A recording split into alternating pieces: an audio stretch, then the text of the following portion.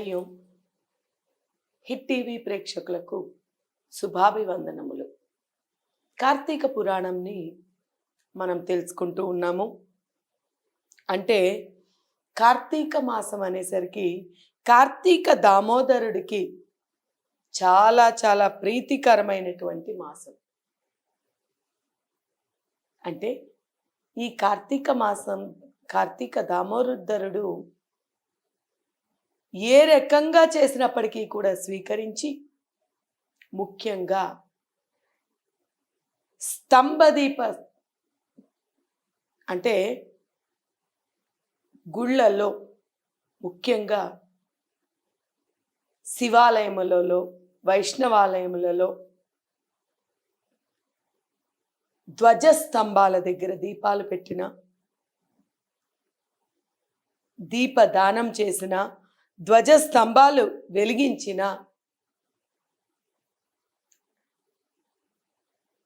అలాగే భగవంతుని యొక్క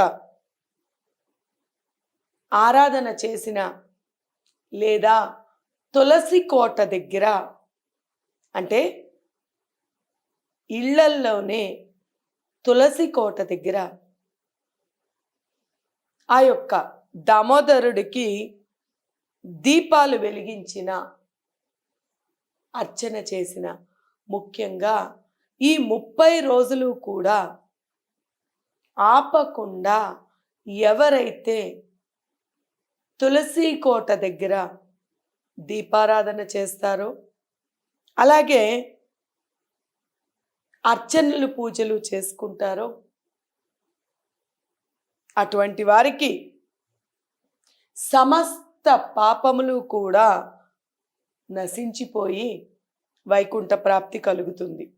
అలాగే కార్తీక శుద్ధ పౌర్ణమి రోజున కనుక నదీ స్నానాన్ని ఆచరించి భగవంతుని సన్నిధిలోని ధూప దీప నైవేద్యములతో, దక్షిణ తాంబూలాలతో, ఇక్కడ చూడండి, దక్షిణ తాంబూలం ఎవరికైనా కూడా మనము,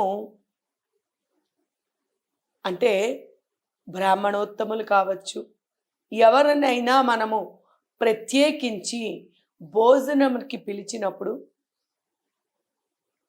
తాంబూలాన్ని సైతం భోజనం పెట్టి ఆ బ్రాహ్మణోత్తముడికి తాంబూలాన్ని కూడా సమర్పిస్తేనే దక్షిణతో కూడుకున్న తాంబూలం, ముఖ్యంగా ఇది ముఖ్యం. దక్షిణ లేకుండా తాంబూలం ఇవ్వకూడదు. ఈ దక్షిణ పెడితే, దక్షిణ పెట్టి వారిని తాంబూలం ఇచ్చి సత్కరించినట్టయితే, అలాగే నారికేళ్ల కదలి ఫలములు ఇటువంటివి కూడా దానమిచ్చిన ఎడల చిరకాలము సంతానము లేని వారికి సంతానము లభ్యమవుతుంది. ముందుగానే సంతానము ఉన్నవారికి వారు సంతాన పరులవుతారు. అలాగే అందులోని ఈ రోజులలో చిన్న వయసులోనే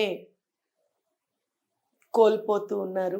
పిల్లలు మరణించడము, పెద్దవాళ్ళు ఉండిపోవడము, ఈ గర్భశోకాన్ని అనుభవించడం జరుగుతూ ఉంటుంది. ఇటువంటివి జరగకుండా ఆ పౌర్ణమి రోజు, కార్తీక పౌర్ణమి రోజు తులసి కోట దగ్గర కానీ, ఈ యొక్క పౌర్ణమి రోజున ధ్వజస్తంభాల దగ్గర దీపాలు పెట్టుకోవడం, ఇవి చేసినందువల్ల సంతానము కలిగిన వారికి, అంటే ముందుగానే సంతానం ఉన్నవారికి చిరంజీవులయడం, సంతానం అంతా కూడా చిరంజీవులుగా ఉండడము జరుగుతుంది. అలాగే ధ్వజస్తంభమందు ఆకాశ దీపము ఉంచినట్టయితే వైకుంఠ ప్రాప్తి కలుగుతుంది. అలాగే సకల భోగాలు కూడా అనుభవిస్తూ ఉంటారు. కార్తీక మాసమందున ఆకాశ దీపము, స్తంభ దీపము ఇటువంటివి చేసిన వారు వైకుంఠ ప్రాప్తితో పాటు ఉన్నంత కాలము ఆనందముగా జీవనము ఆనందముగా గడవడంతో పాటు పుత్ర పౌత్రాభివృద్ధితో పాటు ధన ధాన్య వస్తు వాహన ప్రాప్తి కలుగుతూ ఉంటుంది. ఇలాగా దీపారాధన చేసిన వారికి ఎలాగైతే శక్తి లభిస్తుందో, ఎలాగైతే పరమాత్ముని అనుగ్రహం లభిస్తుందో, అలాగే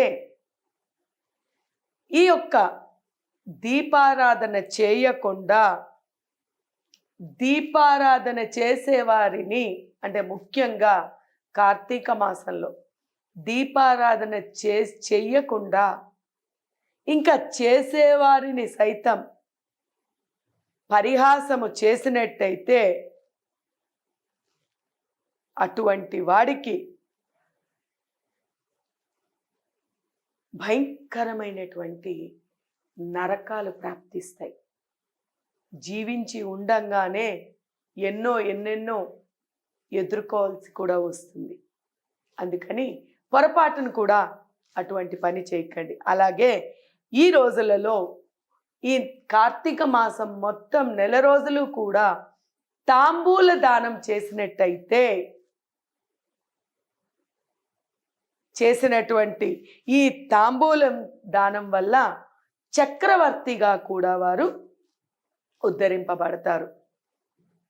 దీనికి ఒక చిన్న ఉపమానం మనం చెప్పుకుందాం. ఒకానొక సమయంలో ఋషులలోని అగ్రగణ్యుడుగా పేరొందినటువంటి మాతంగ మహాముని వారు ఒక చోట ఆశ్రమాన్ని ఏర్పాటు చేసుకుని దగ్గరలోనొక విష్ణు మందిరాన్ని కూడా నిర్మించారు. ఆ విష్ణు మందిరాన్ని నిర్మించి నిత్యం పూజాదులన్నీ కూడా చేస్తూ ఉండేవారు. కార్తీక మాసంలోని ఆశ్రమంలోని ఉండేటువంటి చుట్టుపక్కల ఆశ్రమానికి లోని ఉండేటువంటి వారు, అలాగే ఆశ్రమ ప్రాంగణానికి చుట్టుపక్కల ఉండేటువంటి మునులందరూ కూడా వచ్చి పూజలు చేస్తూ ఉండేవారు. వారు ప్రతి దినం కూడా ఆలయ ద్వారాల దగ్గర, అలాగే ఈ యొక్క ధ్వజ స్తంభము దగ్గర, ఆలయ ద్వారాలు, ఆకాశ దీపం, ఈ స్తంభాలు ఆకాశ దీపం పెట్టాలనేటువంటి వాంఛతో ధ్వజ స్తంభం దగ్గర దీపాలు వెలిగిస్తూ ఉండేవారు. ఈ మునివర్యులందరూ ఒకసారి స్వామి, ఈ మాతంగ ముని వారిని, స్వామి మనము స్తంభ దీపం, ఆకాశ దీపము వెలిగిస్తే మనకి కార్తీక పౌర్ణమి వస్తోంది కాబట్టి ఈ కార్తీక శుద్ధ పౌర్ణమి రోజు వెలిగించినట్టయితే మనతో పాటు ఈ గ్రామానికి, గ్రామంలోని వారికి అందరికీ కూడా వైకుంఠ ప్రాప్తి కలుగుతుంది. కాబట్టి మోక్ష ప్రాప్తి కూడా కలుగుతుంది. కాబట్టి మనము ఈ స్తంభ దీపాన్ని వెలిగిద్దాము అని అడగడంతో స్వామివారు స్తంభం ఎక్కడ నుంచి వస్తుంది, ఈ స్తంభం ఎక్కడి నుంచి తేగలము అని ఆలోచించి అందరూ కలిసి మాతంగ ముని వారిని ఒప్పించడంతో అందరూ బయలుదేరి దగ్గరలో ఉన్నటువంటి అడవికి వెళ్ళి ఎటువంటి వంకరలు, ఎటువంటి పలవులు లేనటువంటి, అలాగే కొమ్మలు కూడా లేనటువంటిది నిలువుగా ఉండేటువంటి ఒక చెట్టుని చూసి దానిని నరికి తీసుకువచ్చి అక్కడ స్తంభముగా నిలబెట్టడం జరుగుతుంది. ఈ స్తంభంగా నిలబెట్టి అక్కడ ఆకాశ దీపం, స్తంభ దీపం వెలిగించడం జరిగింది.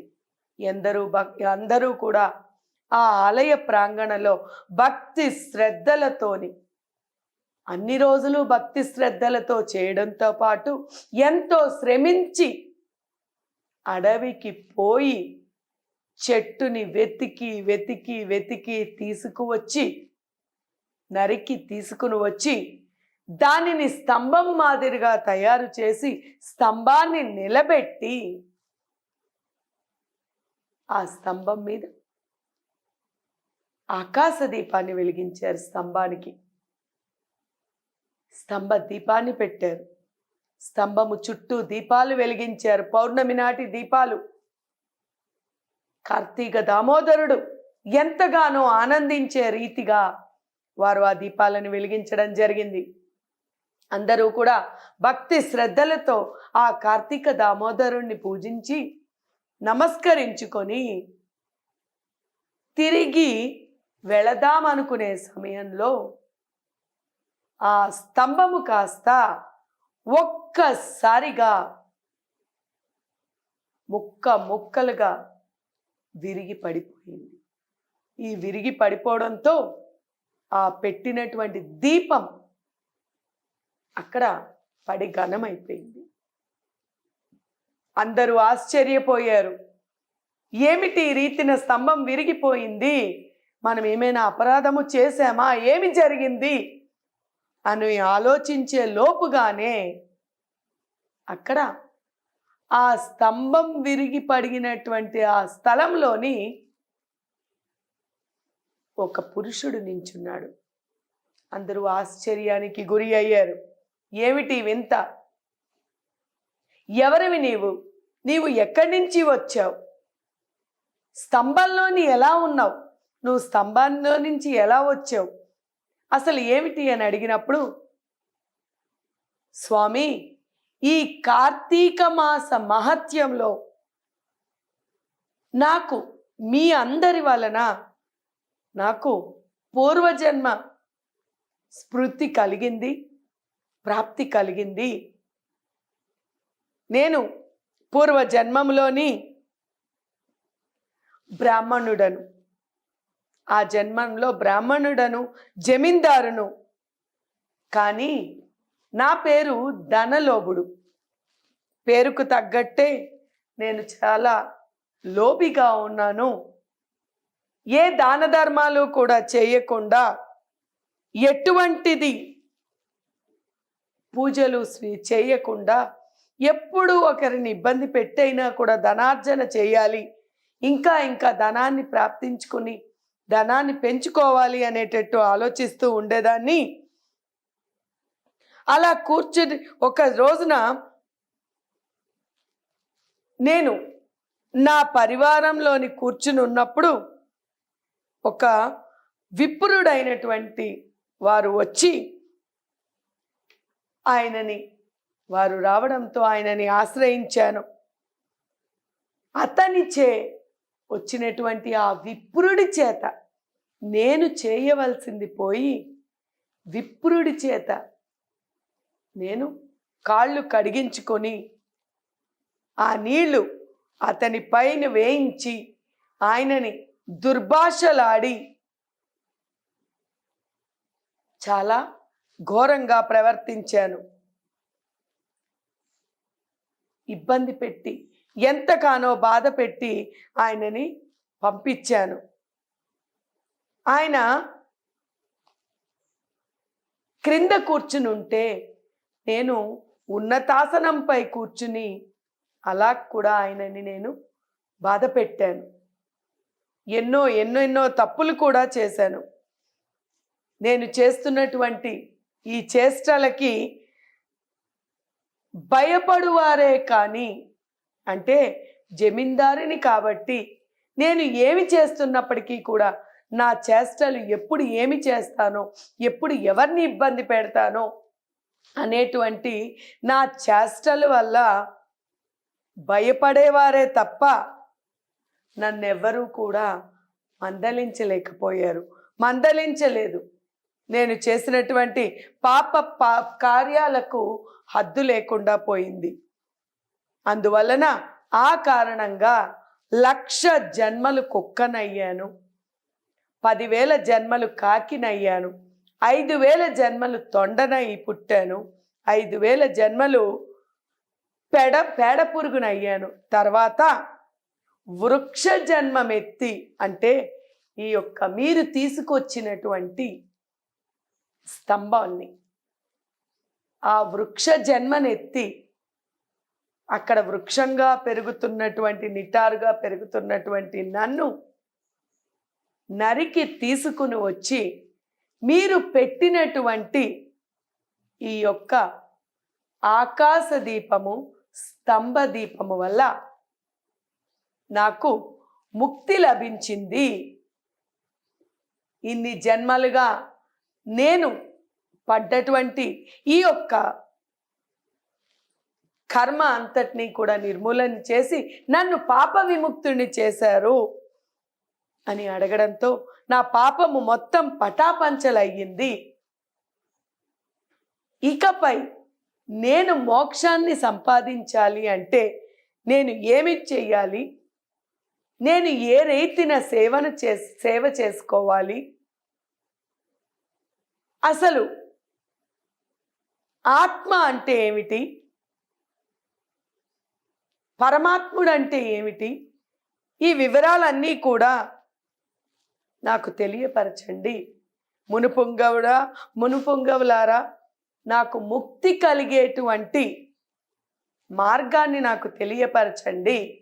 ఎందుకంటే నన్ను పూర్వజన్మ స్మృతిగా ఈ వృక్ష రూపం నుంచి పాంచభౌతికమైనటువంటి దేహం ధరించినటువంటి నా యొక్క పూర్వజన్మ రూపాన్ని నాకు ఇచ్చారు. కాబట్టి తమలోని ఎవరైనా సరే నాకు ముక్తి లభించేటువంటి మార్గాన్ని తెలియపరచండి అన్నప్పుడు ఆ ముని పుంగవులలోని ఒకరైనటువంటి అంగీరస మహాముని వారు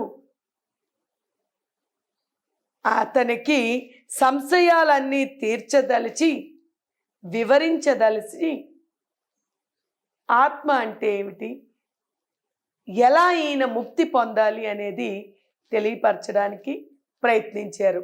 ఈయన ఆత్మ అంటే ఏమిటి, ముక్తి అంటే ఏమిటి, జన్మలకి కారణం ఏమిటి అనేటువంటి విషయాన్ని ఆయన ఎలా తెలియపరిచారు, ఏమి తెలియపరిచారు అనేది మనం రాబోయే ఎపిసోడ్లో చూసుకుందాము. హరి ఓం తత్సత్.